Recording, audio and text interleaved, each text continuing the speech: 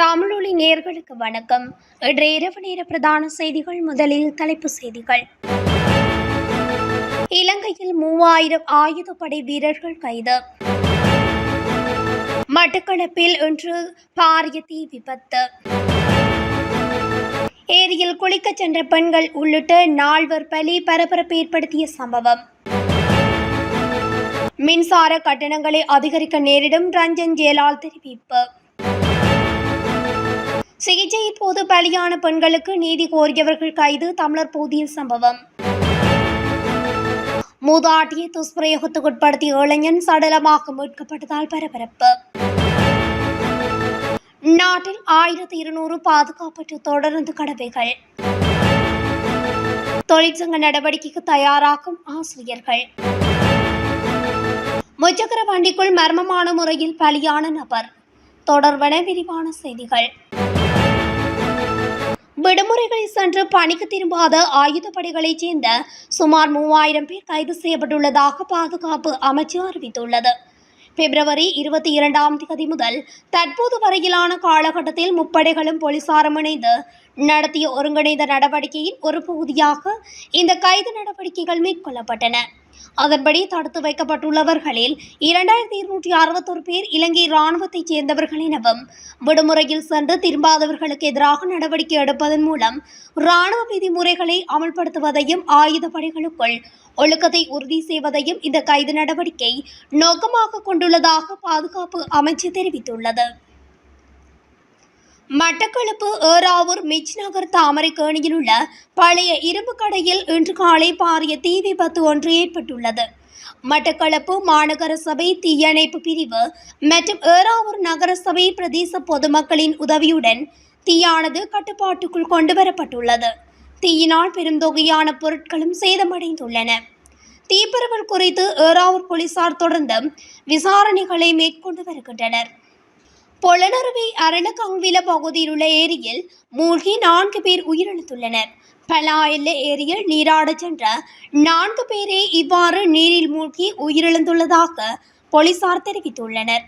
இந்த நீரில் மூழ்கி உயிரிழந்தவர்களில் 3 பெண்களும் அடங்குவதாக தெரிவிக்கப்படுகிறது.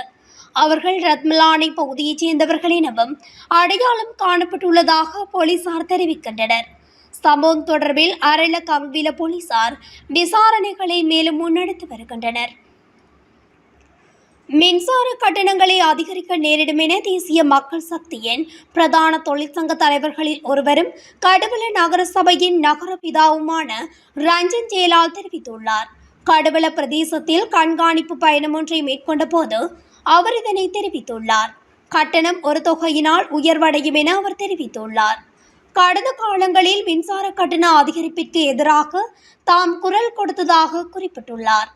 எனினும் இந்த மின் கட்டண அதிகரிப்பு நாட்டுக்கு நன்மை ஏற்படுத்தக்கூடிய ஒன்று எனவும் மக்கள் அர்ப்பணிப்புகளை செய்ய வேண்டும் எனவும் கோரியுள்ளார்.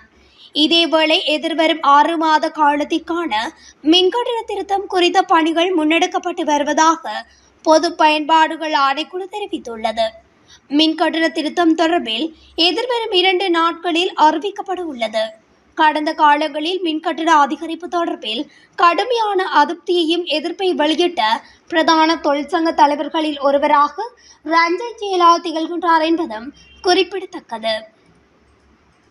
மன்னார் பொது வைத்தியசாலையில் இடம்பெற்ற மகப்பேற்று சிகிச்சைகளின் போது மரணமடைந்த சிந்துஜா, பட்டித்தோட்டத்தைச் சேர்ந்த வேணுஜா மற்றும் அவர்களின் சிசுவின் மரணத்துக்கு நீதி கோரி போராடிய 3 நேற்றைய தினம் சனிக்கிழமை மன்னார் போலீசாரால் கைது செய்யப்பட்டுள்ளனர்.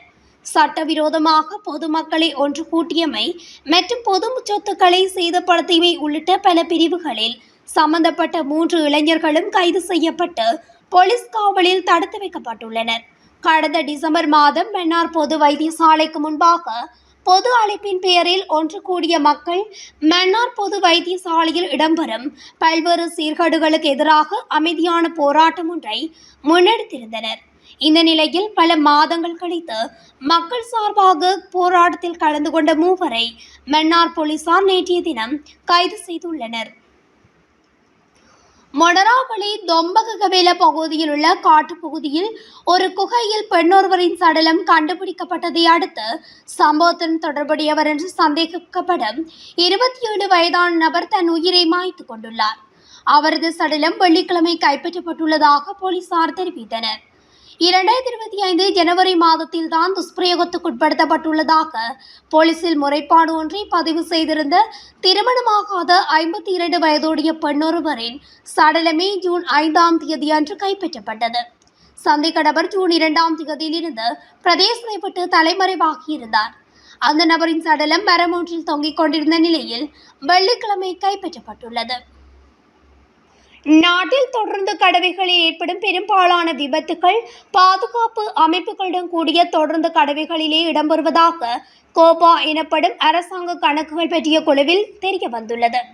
தொடர்ந்து திணைக்கள அதிகாரிகள் அண்மையில் குறித்த குழுவின் முன்னிலை அழைக்கப்பட்ட போது இந்த விடயத்தை தெரிவித்துள்ளனர். அதே நேரம் நாட்டில் சுமார் 1200 பாதுகாப்பற்ற தொடர்ந்து கடவைகள் இருப்பதாக தொடர்ந்து திணைக்கள பொது முகாமையாளர் தம்மிக்க ஜெயசுந்தர குறிப்பிட்டுள்ளார். தனியார் பல்கலைக்கழகங்களில் கல்வி இளங்கலை பட்டம் பெற்ற ஏராளமானோருக்கு முறைமை இல்லாமல் அரசாங்கம் ஆசிரியர் நியமனங்களை வழங்கி வருவதாக ஆசிரியர் மற்றும் அதிபர்கள் ஒன்றியம் குற்றம் சுமத்தியுள்ளது.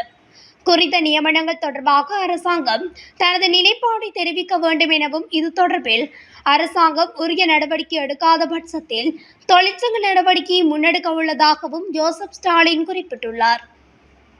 வெள்ளவத்தை பகுதியில் மர்மமான முறையில் நபர் ஒருவர் உயிரிழந்துள்ளார்.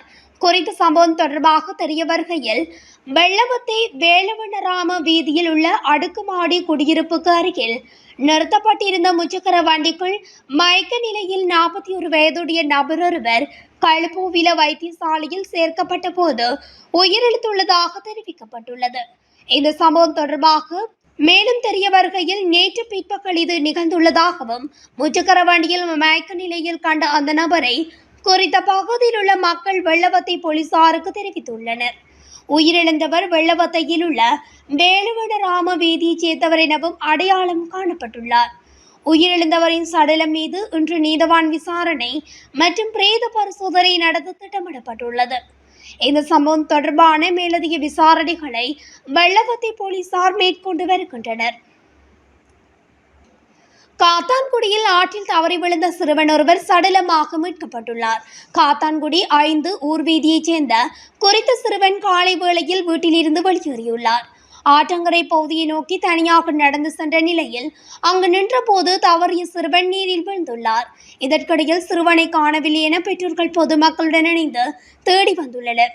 இதன்போது காத்தான்குடி ஆற்றங்கரை அண்மித்த பகுதியில் காணப்பட்ட சிசிடிவி கேமராவில் சிறுவன் தனியாக நடந்து வரும் காட்சிகளும் பதிவாகியிருந்தன. இதனை வைத்துக் கொண்டு பிரதேச இளைஞர்கள் ஆற்றில் தேடல் நடவடிக்கையில் ஈடுபட்ட போது சிறுவன் உயிரிழந்த நிலையில் சடலமாக மீட்கப்பட்டுள்ளார்.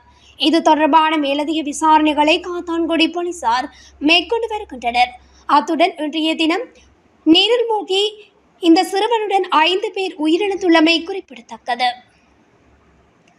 இத்துடன் தமிழொலியின் இன்று இரவு நேர பிரதான செய்திகள் நிறைவடைகின்றன. தொடர்ச்சியாக செய்திகளை அறிந்து கொள்ள தமிழொலி ஊடகத்துடன் இணைந்திருங்கள். நன்றி, வணக்கம்.